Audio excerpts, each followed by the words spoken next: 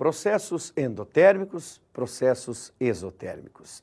Para dentro, endo, para fora, exo. É só lembrarmos, inclusive, do aspecto êxodo. A história nos ajuda. Há uma inter-relação sempre entre as disciplinas? Há. A língua portuguesa ajuda-me nesse sentido. Olá, você que está conosco, bem-vindo ao Projeto Eureka. Saiba que integrar alguns conteúdos sempre é importante para que você consiga desenvolver uma capacidade de reflexão, de raciocínio, que inclusive pode te ajudar na produção de um belo texto. Vestibulares acontecendo no final de ano.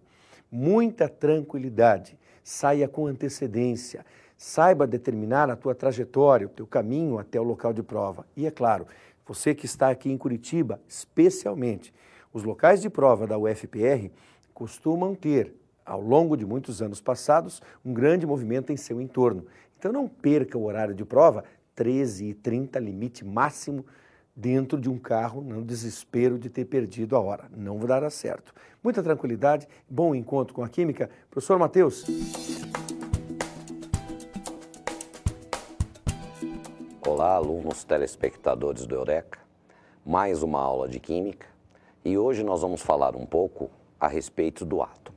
Só que é muito interessante que você pegue aí no seu material e você leia todo o histórico para a gente chegar ao modelo atômico de hoje, que começa lá desde os filósofos gregos, né, que sem nenhum aparato científico, só fazendo observações da natureza, tiraram conclusões que mesmo não sendo certas hoje, foram conclusões magníficas, porque foi o pontapé inicial para quase tudo que nós temos conhecimento hoje na ciência. Então é interessante fazer essa leitura.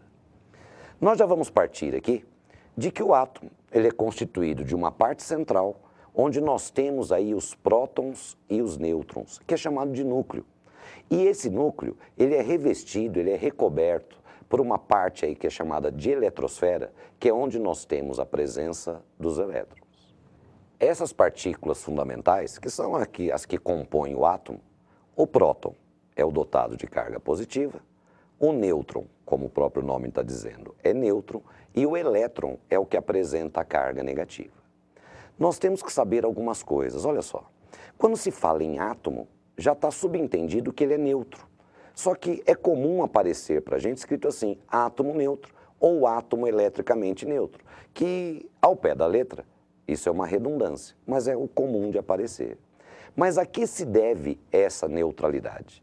A neutralidade de um átomo se dá em função da quantidade de cargas positivas, prótons, ser sempre igual à quantidade de cargas negativas, elétrons. Então, quando eu estou trabalhando com átomo, o número de prótons é igual ao número de elétrons. Então, se eu tenho lá, por exemplo, magnésio, o átomo de magnésio tem 12 prótons. Isso já me garante que ele tem 12 elétrons. O número do átomo é o que nós chamamos de número atômico, que nada mais é do que o RG do átomo, quer dizer, o número pelo qual nós identificamos as características desse átomo. Fala, mas é mais alguma coisa que o átomo tem? Não. O número atômico é simplesmente o número de prótons que esse átomo tem no núcleo.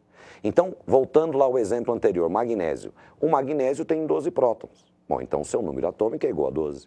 O cálcio tem 20 prótons. Então você tem aí o seu número atômico igual a 20. Mas nós tínhamos falado que quando é átomo, o número de prótons é igual ao número de elétrons. E nós estamos dizendo agora que o número atômico é o número de prótons. Então quer dizer que o número atômico ele é sempre igual ao número de prótons. E quando nós temos aí um átomo, esse número de prótons é igual ao número de elétrons. Então se eu tenho lá uma informação de que o flúor tem 9 prótons no seu núcleo, eu também já sei que o seu número atômico é 9 e ele apresenta 9 elétrons. Quando nós vamos falar aí em massa de átomo, bom, a massa do átomo é por conta de todas as partículas que compõem esse átomo, próton, nêutron e elétron. Mas veja, a massa de um próton, ela é praticamente a mesma que a massa de um nêutron. Então a massa do próton e do nêutron são muito próximas, tão próximas que a gente trabalha com massas iguais. E o elétron é 1840 vezes, ou cerca disso, mais leve do que um próton ou um nêutron. Olha, um próton ou um nêutron tem a massa cerca de 1840 vezes maior do que um elétron. Por isso, o elétron tem uma massa tão pequena comparada do próton e do nêutron que ela é completamente desprezível. Então é por isso que a gente diz assim, quando vamos trabalhar com o número de massa de um átomo, nós estamos pensando apenas em quem tem massa considerável, apenas em próton e nêutron, que estão lá no núcleo, né? Então é por isso que a gente diz que a massa de um átomo está praticamente toda concentrada no seu núcleo. O número de massa nós simbolizamos por A. E nós acabamos de mostrar que esse número de massa são os prótons mais nêutrons, que eu também posso escrever que o número de massa é o número atômico mais o número de nêutrons. Nós temos uma representação e, através dessa representação, nós temos condições, a partir das informações que nós demos anteriormente, de ter aqui tudo o que precisamos a respeito de um átomo. Como que é essa representação? Acompanhe aí na tela.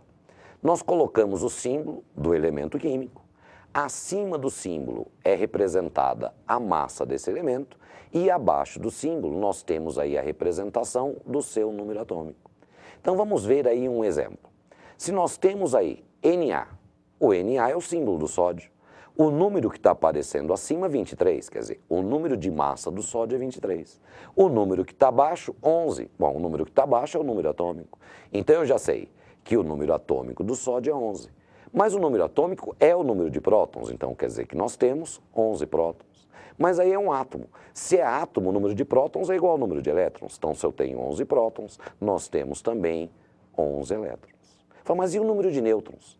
Nós vimos na expressão do número de massa que o número de massa é o número de prótons mais o número de nêutrons, o que me garante que o número de nêutrons é a massa menos o número de prótons. Pegando o número de massa do sódio, que é 23, e subtraindo do número atômico, que é 11, nós temos no núcleo do sódio 12 nêutrons. Os átomos, eles, na maior parte das vezes, não são encontrados isoladamente na natureza, né? Na natureza, nós encontramos esses átomos já ligados a outros átomos. Isso porque, na sua grande maioria, esses átomos eles não são estáveis.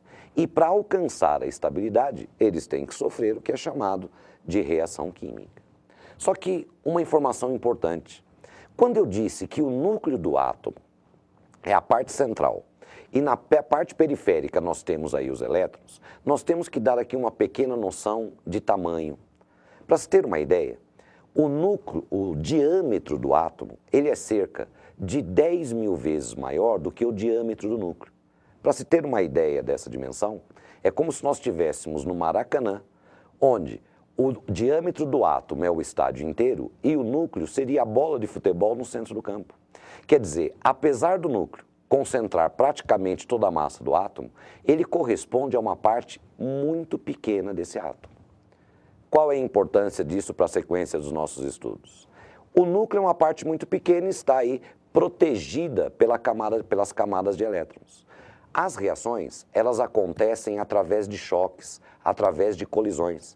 Então, quando um átomo vai sofrer esse choque, quem tem o impacto desse choque são os elétrons, que estão aí na parte periférica, protegendo aí completamente o núcleo. Então, é por isso que a gente diz que toda e qualquer alteração existente num átomo é em cima dos elétrons. Por isso que o termo utilizado é átomo eletrizado, que é o que nós chamamos mais particularmente de íon. Então, átomo neutro, o número de prótons é igual ao número de elétrons, o total de cargas positivas igual ao total de cargas negativas. Quando se fala no íon, é o átomo eletrizado, quer dizer, nós já não temos mais o número de prótons igual ao número de elétrons. Falei, como é que nós conseguimos identificar essas variações?